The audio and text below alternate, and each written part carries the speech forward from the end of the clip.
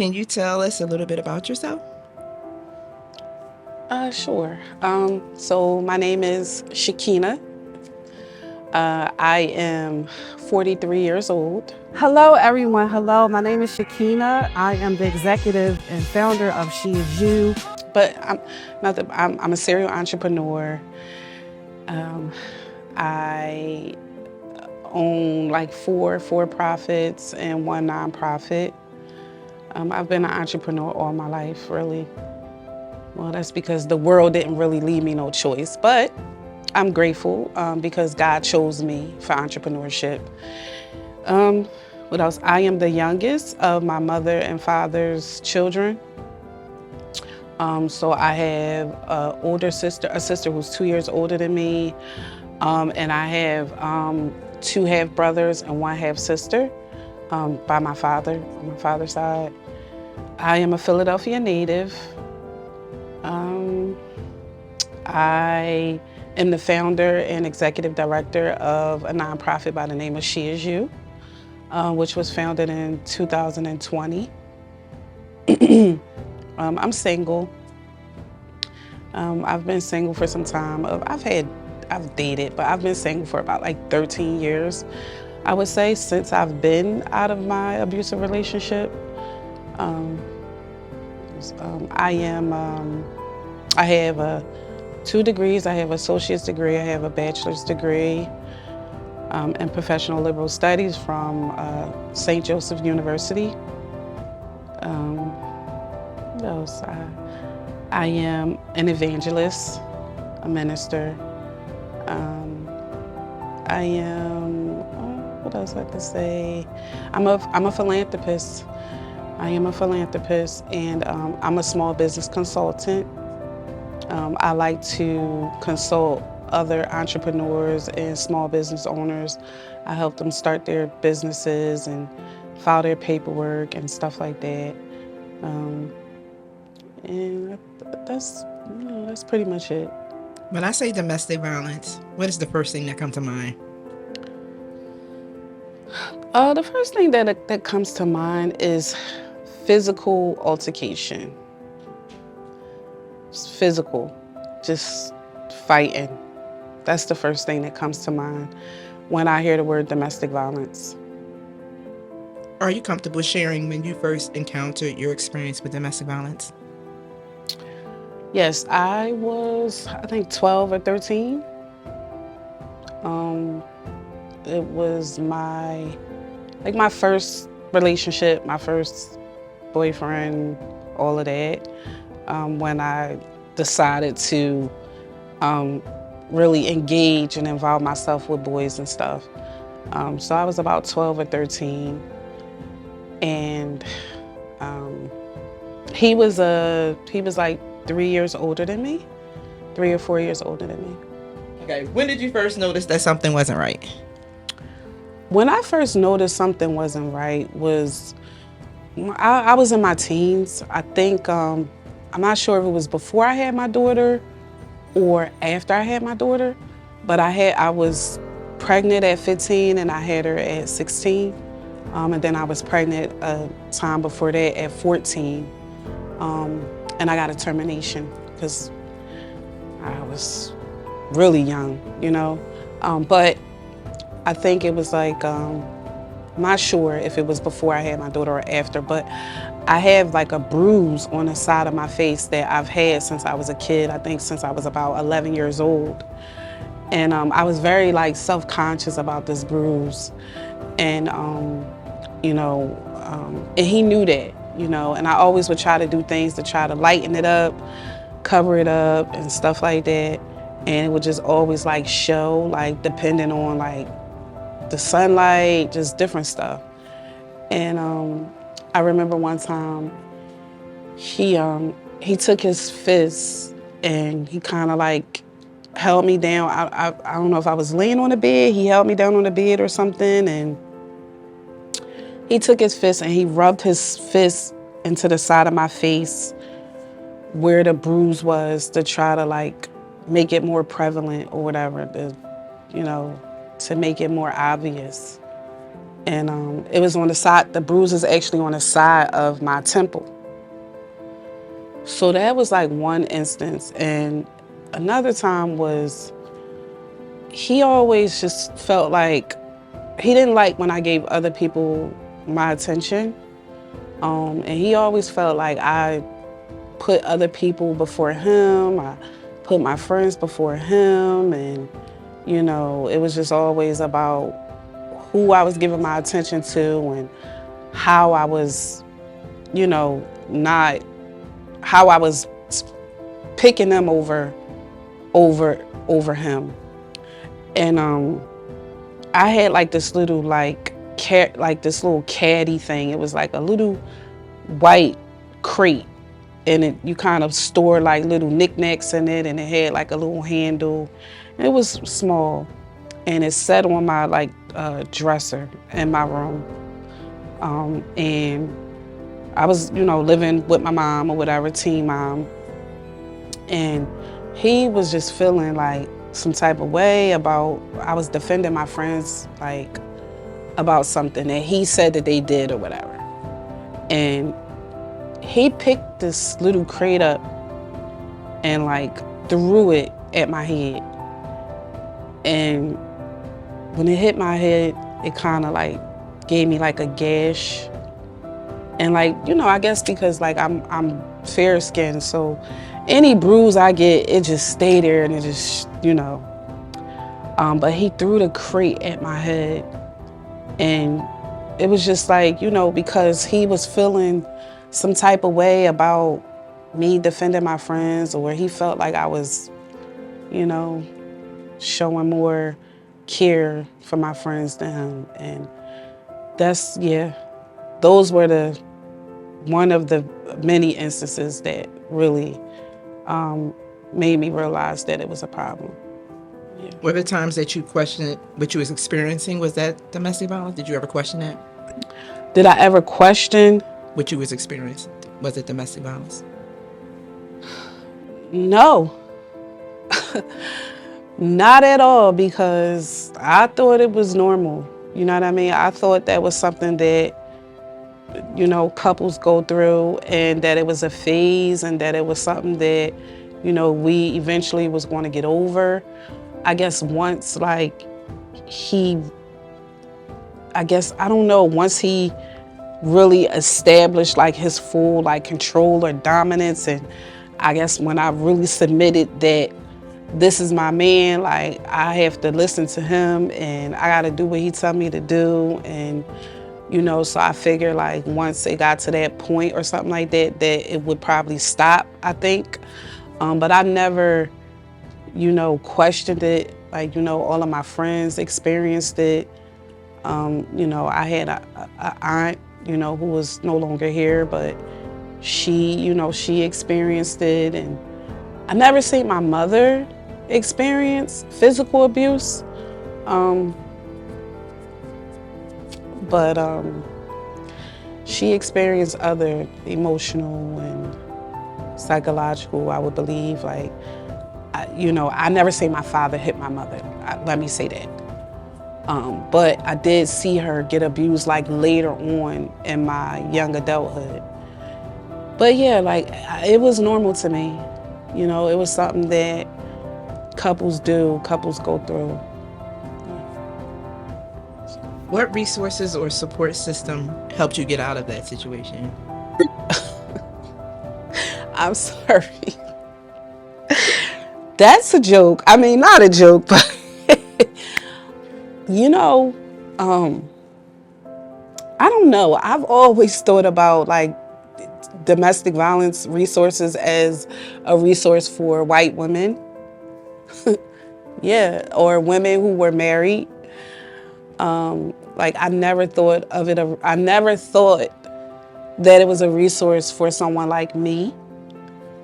Because like, you know, I'm young, I'm not married, this is my boyfriend or whatever, what have you.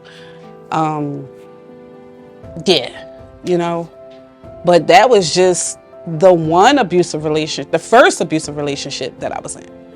You know, I've been in an abusive relationship from the age of 12, 13 up until I was 27. And this was with a different person, you know.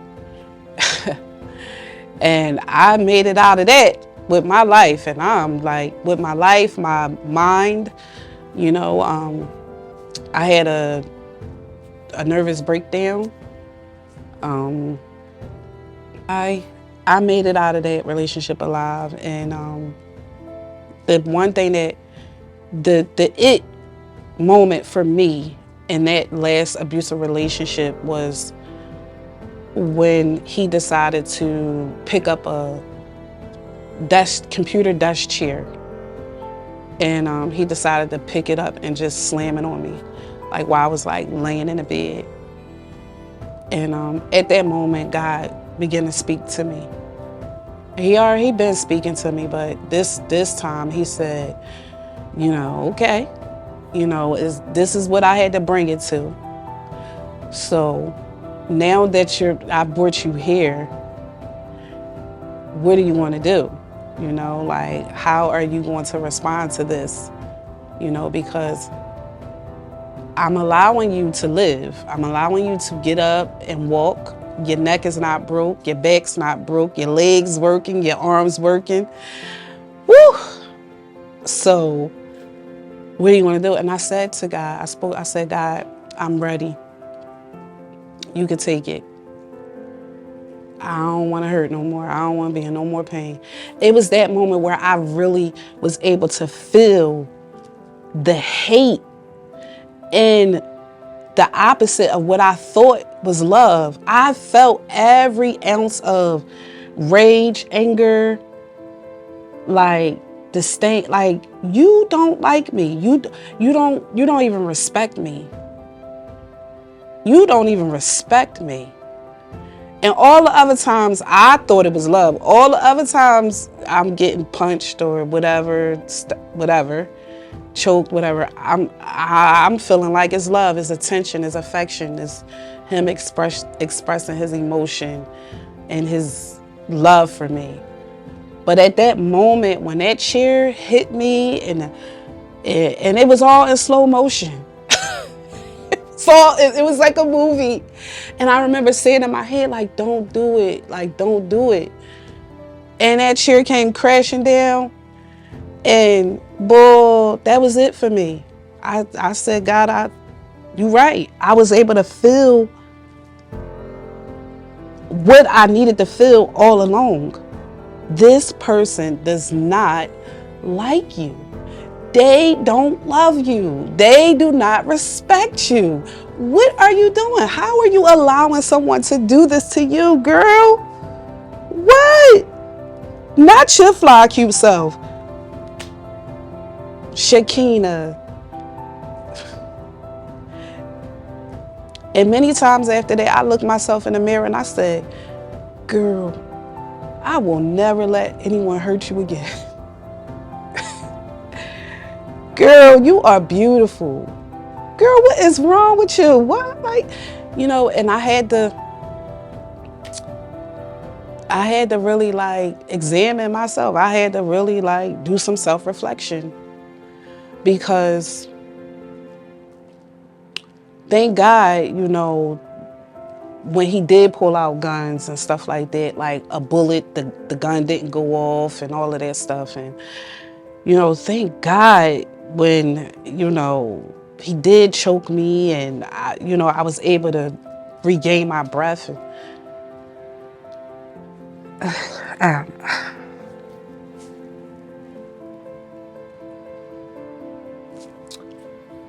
I didn't know that I was insecure and I had such a low self-esteem, because I took care of myself. At least I thought, you know what I mean? I took care of my daughter. I made sure she was provided for, shelter, all of that stuff. But I didn't know. I didn't know that my self-esteem was that low, that I thought that being abused and being hurt from someone that tells you they love you is, I was addicted to it. Like, if you wasn't hurting, if you didn't grip me up or whatever, like, you're weak. You don't care, and you don't, like, you know what I mean? Like, you're not no man. Like, you's a nut, you soft, you a punk. Yeah, all of that. You know, that was the delusion that I was under. Until God showed me, like, what love really was. Like, oh my God, it's nothing like that at all. You don't have to feel no type of pain, no type of, like, confusion, distress. None of that has anything to do with love. And we learn that from our childhood, like being disciplined. You know, when we're being disciplined by our parents, I'm doing this because I love you, and I don't want to see you do.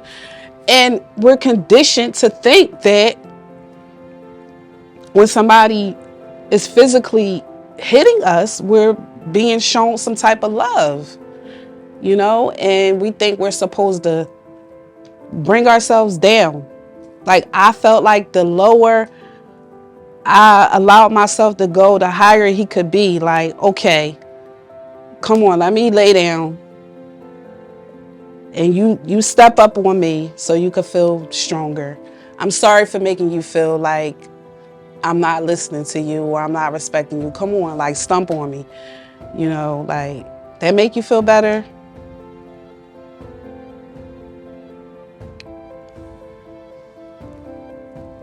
And then I would get up and act as if nothing was nothing. Get dressed, hair, you know what I mean? Sharp as a tack, you know. Broken. And all along, my daughter is seeing all of this. One day she was like, I was like, call the police. She looked at me and she looked at him and she went downstairs and she turned the TV up.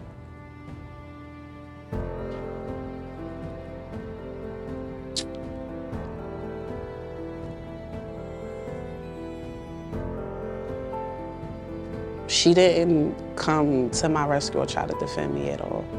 One time she did. That was the last time. And after that, it was like, she just became more and more withdrawn. I didn't even notice it. I couldn't see none of it until after. I didn't know how much it was hurting her. I didn't know. You know, I was so caught up wanting a man to love me, wanting to have somebody to be with, and, you know, we had great sex. The sex was great, meant the love was greater.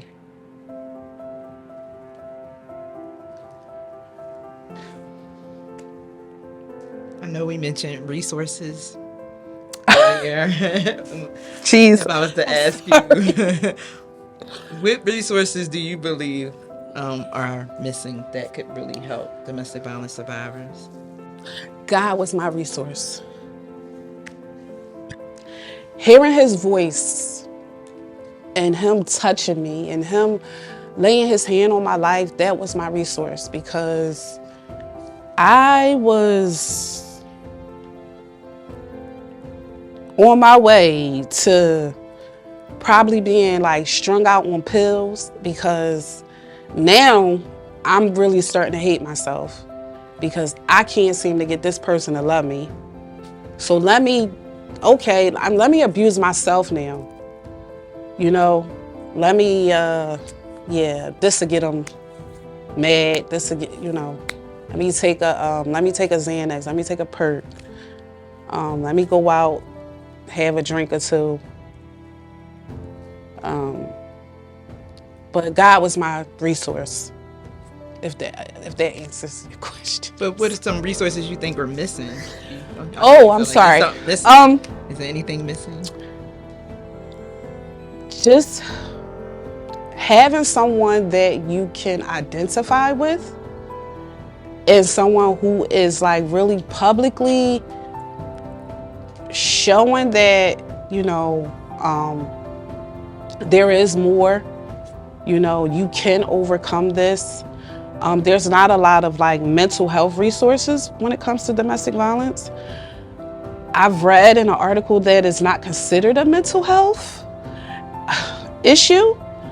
I beg to differ because I like to say, this is from my experience, that someone who is in their right mind, that's mentally healthy, emotionally healthy, they're not going to remain in a situation like that. It's going to be an alert for them. They're going to evade. So when you are in danger and you can't fight, you can't defend yourself, and I'm not saying physically, but you can't even think your way out of it, your instincts are not even kicking in, then there's something wrong.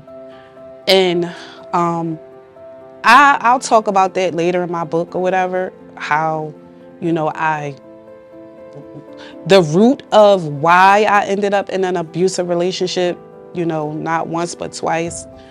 But yeah, it's not a lot of mental health resources, and there's not a lot of agencies and organizations where people can really like identify and connect with on a more personable level. If you could speak directly to your younger self, what would you say? If I could speak directly to, girl, you bad. Girl, you are too cute and too pretty to be letting somebody put their hands on you. Girl, you better get you some money and find you a husband that loves you. That's why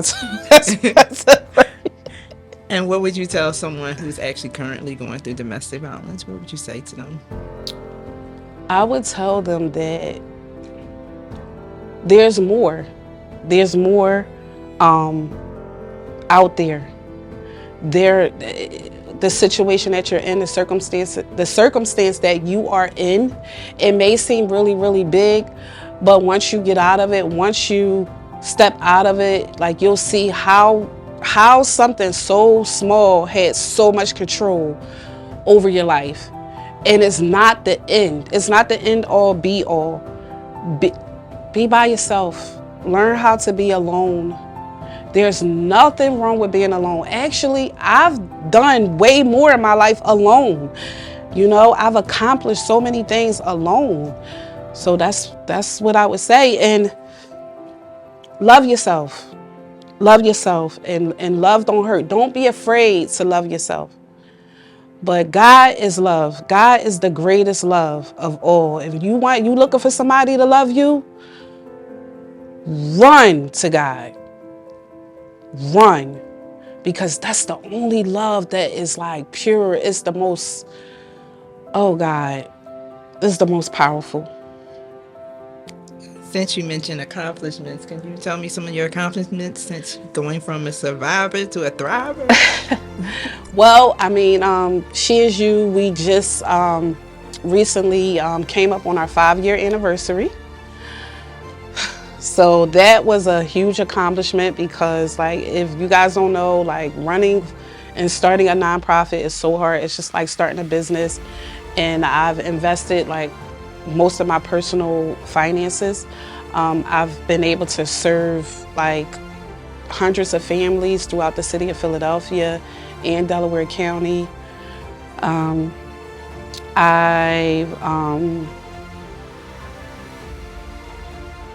invested in, other business ventures. I've employed people. I was able to, offer people employment opportunities and stuff like that. And I have my sound mind. I'm in my right state of mind. So that is like a success for me because I struggled with it, mental instability for so long. So that's yeah.